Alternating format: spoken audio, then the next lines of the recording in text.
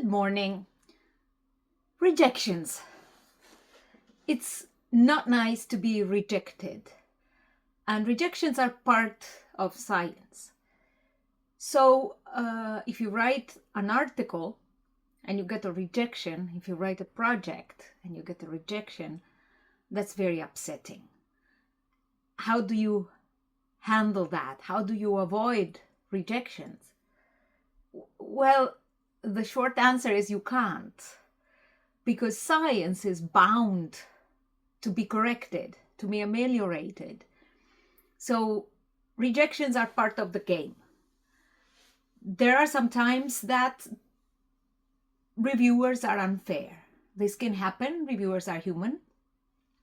It can happen that they don't like your approach, that they are hostile, that they're unpleasant. This should really not happen, but it does. In that case, just, you need to cope with it.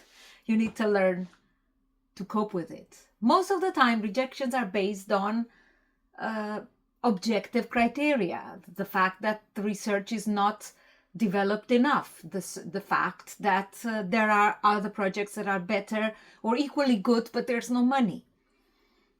Very often what I see is that especially junior researchers are afraid of engaging into working or into submitting articles or submitting projects or running for jobs, anything, because of the fear of rejection.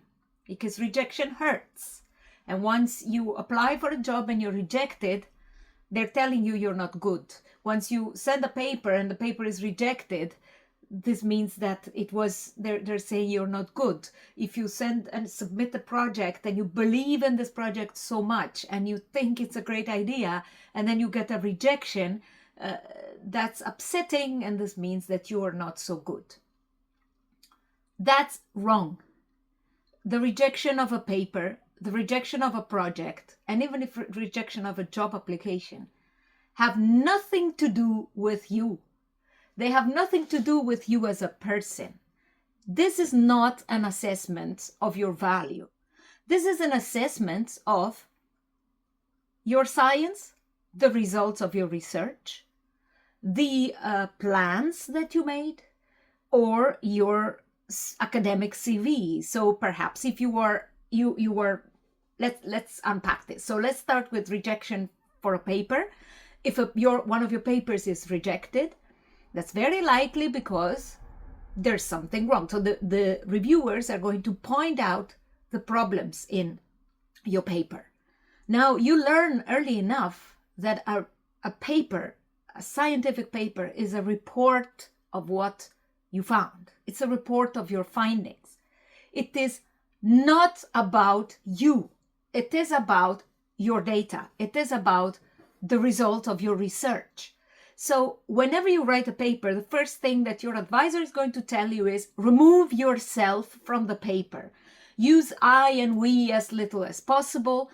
Do not tell the story of how you came to the idea. Do not tell the story of how you came to the results, the methodology, but you have to do it in such a way that the author is invisible. This is a very different technique than essay writing, for instance, where the author can very much be present. You're not writing an essay. This is not about yourself. You're just writing a report of your research, the results. So in a very neutral way and clear, in such a way that every scientist from your discipline is able to read it and understand it in the same way.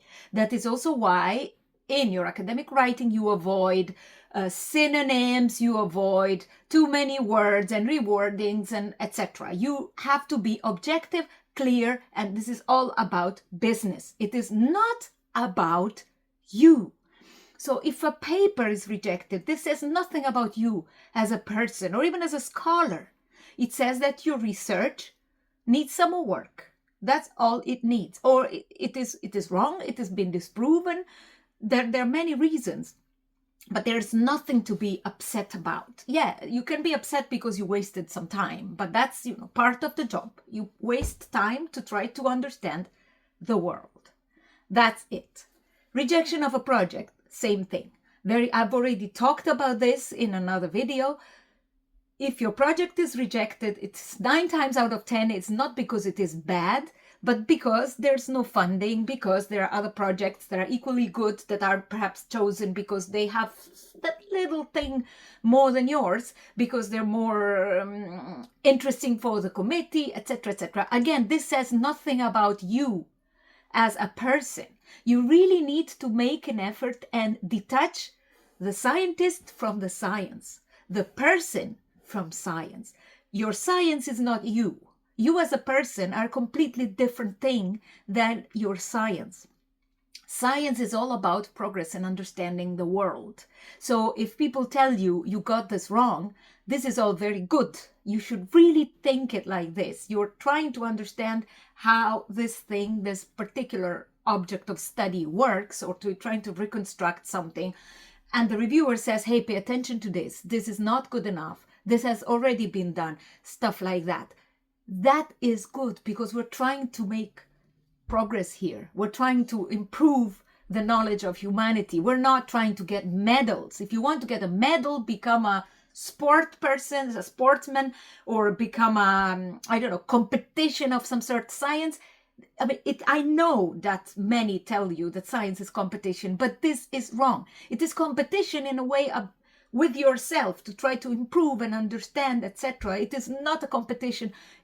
Nobody's going to give you a medal unless you get a Nobel Prize, but that's a different thing. You don't do science to get a Nobel Prize. You do science because you want to understand. And it's a very, very much a joint effort. So rejection does not say anything about your own value, the value of you as a person. For jobs, that's the same, even if it is more difficult to see. Jobs are very often, so when you are shortlisted, for instance, for a job, and then you don't get it, it is frustrating because, of course, everybody wants a job and we want to have stability and stuff like that. But if you don't get it, it is, again, 9 times out of 10 because your profile doesn't match perfectly the profile that the department, the people who were looking for a hire, are looking for. That's the simplest explanation. You are very good, probably. If you got it to the short list, it means that you're qualified. There might be somebody who's more qualified. There might be somebody who is more adapt for that particular job. This does not mean that you are all of a sudden bad. It doesn't mean that you're not worthwhile, that you did it wrong. It is frustrating, it is upsetting, but it is not a judgment of value. And that you really need to get into your brain. If you don't get to the shortlist, it means that you don't have the right curriculum. You don't have the right competence. That can happen. You have to, what you want and what you get are 2 different things. It can be that you don't have you're not a perfect match for a job. You can try another one. If you get rejected, and I know I've been rejected many times, I know the frustration, I know the feeling of despair, and I know the feeling of, oh, well, I'm never going to get it. You need to get it once. You need to get to the top of the list once, not every time. Once you're going to get to the top of the list. So you need to insist. If they say no, this does not mean anything about who you are and how good a scientist you are and how good a person you are, especially. That's really something important. Make an effort. The author, who's working behind the scene, is not what matters in science. What matters is science, investigation, understanding, the results. I know this is hard. Everybody wants to have some sort of visibility in this world. Everybody wants to be acknowledged, but science is not about being on a stage. Science is being behind and understanding and progressing and making the humanity progress. This has to be clear to you, and it will help you also when you feel frustrated and desperate and you think you're not good enough because your paper got rejected.